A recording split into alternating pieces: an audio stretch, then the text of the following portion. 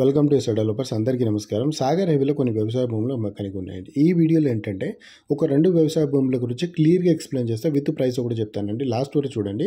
Last వరకు చూసారనుకోండి ఈ property గురించి ఒక 50% క్లారిటీ వస్తుందండి. మిగతా 50% మీరు ఎప్పుడైతే ప్రాపర్టీ విజిట్ చేస్తారో అప్పుడు క్లియర్గా అర్థమవుతుందండి. అలాగే హైదరాబాద్ నుండి 40 కిలోమీటర్ నుండి 150 కిలోమీటర్ల దూరంలో కూడా మా దగ్గర ప్రాపర్టీస్ ఉన్నాయండి. హాఫ్ ఎకర్ నుంచి మీకు ఎన్ని ఎకరాలు కావాలన్నా అన్ని ఎకరాలు అయితే ప్రాపర్టీ డీల్ చేయగలుగుతాం. మీ బడ్జెట్ని బట్టి కూడా ప్రాపర్టీ చూపెట్టగలుగుతామండి. హైవేకి దగ్గరలో ఉన్న ప్రాపర్టీస్ ఉన్నాయి. హైవే నుండి 5 నుంచి 10 కిలోమీటర్ల దూరంలో ఉన్న ప్రాపర్టీస్ ఉన్నాయి. అండ్ త్రిబుల్ ఇక్కడ రీసెంట్గా రీజనల్ రింగ్ రోడ్ మార్కింగ్ చేశానండి. ఈ మార్కింగ్ దగ్గర నుంచి ఇన్సైడ్లో ప్రాపర్టీస్ ఉన్నాయి, అవుట్ సైడ్లో కూడా ప్రాపర్టీస్ ఉన్నాయండి. మీకు ఎలా కావాలన్నా అలా అయితే ప్రాపర్టీ చూపెట్టగలుగుతామండి. అలాగే ఈ ప్రాపర్టీ డీటెయిల్స్ వచ్చేసి ఒకటేమో 8 ఎకరాలు, ఇంకొకటి కూడా 8 ఎకరాలు అండి. 8 ఎకరాలు 20 గుంటలు. ఈ 2 ప్రాపర్టీస్ మనకు పెద్దగూర మండలం నల్లగొండ జిల్లా దగ్గర అయితే ప్రాపర్టీస్ ఉంటాయండి. హైదరాబాద్ నుండి ఆల్మోస్ట్ 100 నుండి 110 కిలోమీటర్ల దూరం అవుతుంది. అలాగే ఓఆర్ఆర్ అవుటర్ రింగ్ రోడ్ దగ్గర నుండి 90 నుంచి 90 కిలోమీటర్ల దూరంలో ఉంటుంది. అలాగే ఈ రీజనల్ రింగ్ రోడ్ ఈ త్రిబుల్ మార్కింగ్ దగ్గర నుంచి ఈ ప్రాపర్టీకి ఒక 50 కిలోమీటర్ల దూరంలో అయితే అవుతుందండి. సో హైవే నుండి కేవలం 2 కిలోమీటర్ల దూరం ఉంటుంది. అండ్ మనకు ప్రాపర్టీ కూడా విలేజ్ టు విలేజ్ రోడ్స్ ఉంటాయి కదా అండి, ఈ రోడ్కి ప్రాపర్టీ ఉందండి. సో మీరు ఒకసారి ప్రాపర్టీ విజిట్ చేయండి. ప్రాపర్టీ విజిట్ చేస్తేనే ప్రాపర్టీ గురించి అర్థమవుతుంది. ప్రాపర్టీ లొకేషన్ కానీ, ప్రాపర్టీ డైమెన్షన్ కానీ, అలాగే ఆ ప్రాపర్టీ చుట్టుపక్కల డెవలప్మెంట్స్ ఎలా ఉన్నాయి అవన్నీ క్లియర్గా అర్థమవుతుందండి. ఒకవేళ మనకి ప్రాపర్టీ కొంటే ఫ్యూచర్లో మనకి ఏమైనా అడ్వాంటేజ్ ఉంటుందా లేదా, సో ఈ ప్రాపర్టీ కొన్న తర్వాత మనకి ఏదైనా బెనిఫిట్ అవుతుందా లేదా అవన్నీ క్లియర్గా అర్థమవుతుందండి. సో మీరు ఒకసారి ప్రాపర్టీ విజిట్ చేయండి. అండ్ చాలామంది ఏంటంటే వీడియోస్ పెట్టండి, లొకేషన్స్ పెట్టండి అని చెప్తుంటారు. సో ఎవరు పెట్టినా కానీ కరెక్ట్ లొకేషన్స్, కరెక్ట్ వీడియోస్ అయితే పెట్టారండి.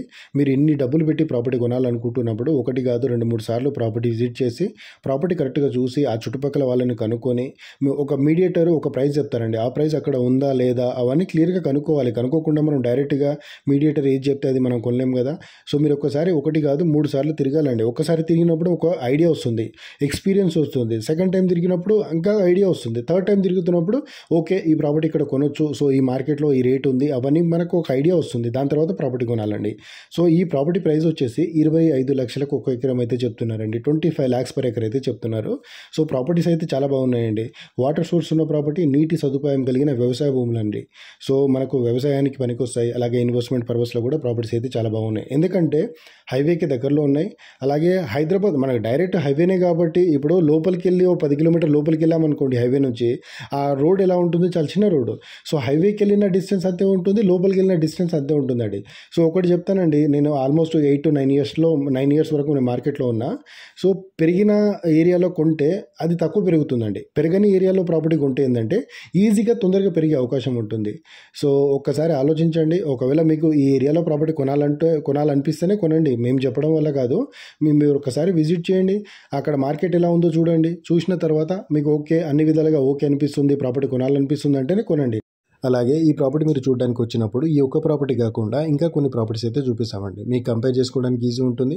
అలాగే మేము చూపించిన ప్రాపర్టీస్ వల్ల మీకు ఏదైనా ప్రాపర్టీ నచ్చింది అనుకోండి, దగ్గర ఉండి ఆ ప్రాపర్టీ చూపించి ఆ ప్రాపర్టీ డాక్యుమెంట్స్ అంతా వెరిఫై చేసుకొని డైరెక్ట్గా ఆ ప్రాపర్టీ ఓనర్ ఎవరైతే ఉంటారో వాళ్ళతో కూర్చోబెట్టి ప్రాపర్టీ అయితే డీల్ చేస్తామండి. అలాగే ప్రాపర్టీ డాక్యుమెంట్స్ కూడా 1954 నుంచి చెక్ చేస్తామండి. 1954 నుంచి పహానీలు అన్నీ చూస్తాము. ప్రాపర్టీ ఎలా వచ్చింది, సో ఆ ప్రాపర్టీ ఎంతమందికి చేయి మారింది, ఆ లింక్ డాక్యుమెంట్స్ ఎన్ని ఉన్నాయి అవన్నీ క్లియర్గా చెక్ చేస్తామండి. భూమికి సంబంధించిన ప్రతి డాక్యుమెంట్ ఎంఆర్ ఆఫీస్లో దొరికే డాక్యుమెంట్లు చెక్ చేస్తాము.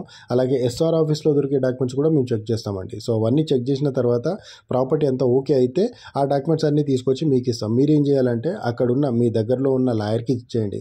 ఆ లాయర్ కూడా మీకు లీగల్గా వెరిఫై చేసి గో హెడ్ ఇది మీరు తీసుకోవచ్చు అని చెప్తేనే ఆ ప్రాపర్టీ కొనండి. సో మేము జబర్దస్తి చేయము. So end of the day మీ డిసిజనే ఫైనల్ కాబట్టి చూసి మీరు ప్రాపర్టీ కొనండి. సో మా దగ్గర కొనకపోయినా కానీ ఎక్కడన్నా కొన్నా కానీ ఈ రూల్స్ అయితే ఫాలో అవ్వండి. అండ్ డాక్యుమెంట్స్ కూడా కరెక్ట్గా చూడండి. ఎందుకంటే డాక్యుమెంట్స్లో కూడా చాలా మిస్టేక్స్ ఉంటాయి.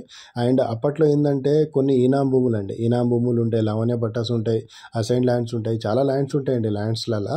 సో కొన్ని